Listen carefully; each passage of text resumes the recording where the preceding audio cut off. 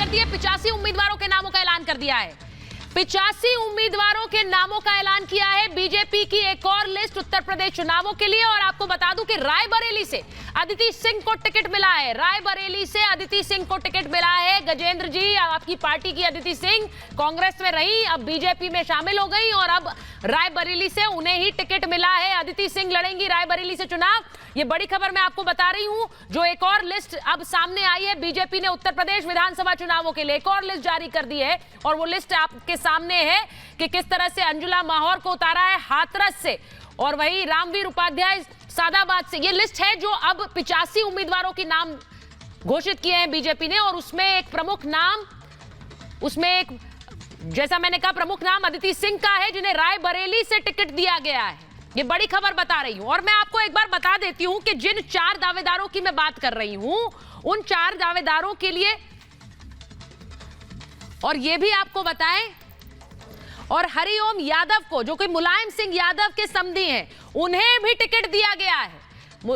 मुलायम सिंह यादव के समधी को भी बीजेपी ने टिकट दिया है। यानी एक बात बिल्कुल साफ है कि जो लोग पार्टी छोड़कर जिन्होंने बीजेपी का दामन थामा है और जो बड़ा संदेश देने में सक्षम है उन्हें पार्टी ने टिकट दिया है।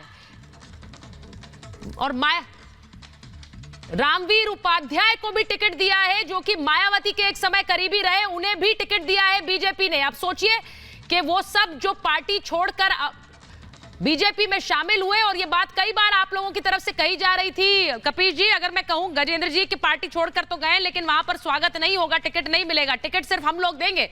ये देखिए किस तरह से अब जो टिकट मिल रहे हैं बहुत से नाम आपको पसंद भी नहीं आएंगे। मैं एक बार तस्वीर भी दिखाना चाहती हूं अंकित, अगर हम एक बार तस्वीर दिखाएं कि 2017 के बनिस्पत अब जो ओपिनियन पोल है हमारा वो कितनी सीटें दिखा रहा है इन चेहरों के लिए। जो 4 दावेदार अब सामने आ गए हैं, 2017 में कितनी सीटें थी बीजेपी के लिए, योगी आदित्यनाथ के लिए देखिए 325 सीटें बीजेपी और सहयोगी दलों की 2017 की ये तस्वीर है। सपा के लिए 47 सीटें, बसपा के लिए 19 सीटें थी 2017 में, उतने पर ही सिमट गई थी और कांग्रेस 7 पर सिमट कर रह गई थी।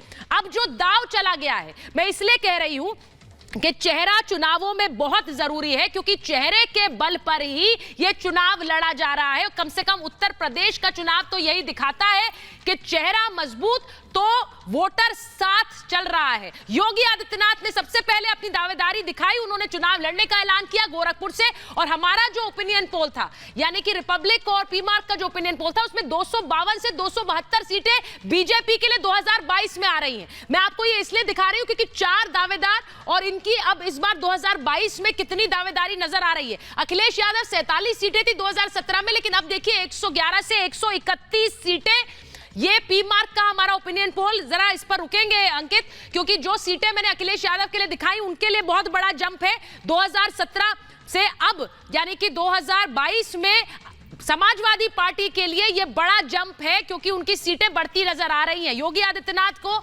यानी कि 325 से उनकी सीटें बढ़ रही, उनकी सीटें जरूर कम हो रही, लेकिन समाजवादी पार्टी के लिए 111 से 131 सीटें इस पी मार्क के ओपिनियन पोल में आ रही है। वहीं मायावती के लिए अब बताते हैं, बसपा के लिए, क्योंकि ये तीसरा चेहरा जो सीएम उम्मीदवार का है, मायावती का चेहरा। भले ही उन्होंने कह दिया मैं चुनाव नहीं लड़ रही हूं, लेकिन वो दावेदारी जरूर पेश कर रही है। बसपा 19 सीटों पर सिमट गई थी 2017 में, लेकिन अब देखिए 8 से 16 सीटें हमारा ओपिनियन पोल बसपा को दे रहा है, यानी 8 से 16 सीटों पर सिमट जाएगी। फिर से पहले के मुकाबले कम हो गई बसपा की सीटें। यह तीसरा चेहरा है जो दावेदारी पेश कर रहे हैं। मायावती की मैं सीटें आपको बता रही हूं, उनके लिए भी 2022 में बहुत ज्यादा विस्तार होता नहीं नजर आ रहा, बल्कि पार्टी और सिमट रही है। लेकिन चौथा चेहरा और सबसे महत्वपूर्ण चौथा चेहरा प्रियंका वाड्रा का है। गजेंद्र जी भले ही कह रहे हैं कि उन्होंने सीएम उम्मीदवार खुद को घोषित नहीं किया, लेकिन उन्होंने यह तो कहा कि चेहरा सिर्फ मेरा है, चेहरा आपको कोई और नजर आ रहा है। और ये तो शायद उन कार्यकर्ताओं और नेताओं के लिए और बुरा है जिन्होंने ये कह दिया कि भाई देखिए जो चुनाव के लिए तैयारी तो कर रहे हैं लेकिन उनकी दावेदारी कहीं नहीं है। कांग्रेस के लिए 7 सीटें पिछले चुनाव में थी और इस बार देखिए कितनी सीटें सिमट गई हैं, 3 से 9 सीटें। 3 से 9 सीटें हमारा ओपिनियन पोल दे रहा है, यानी कि सोचिए 2022 में सिंगल डिजिट में ही कांग्रेस रहेगी। और इसी डिजिट को पलटने के लिए क्या प्रियंका गांधी ने अपना चेहरा सामने रखा, अपनी दावेदारी सामने रखी है। ये मैं बड़ी खबर आपको बता रही हूं।